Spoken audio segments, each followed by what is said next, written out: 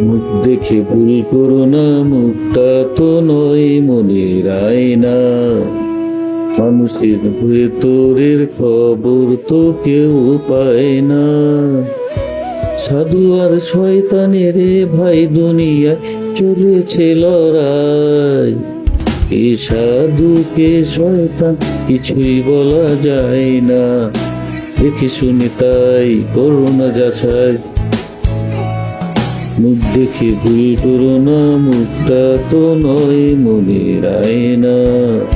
মানুষের ভেতরের খবর তো কেউ পায় না।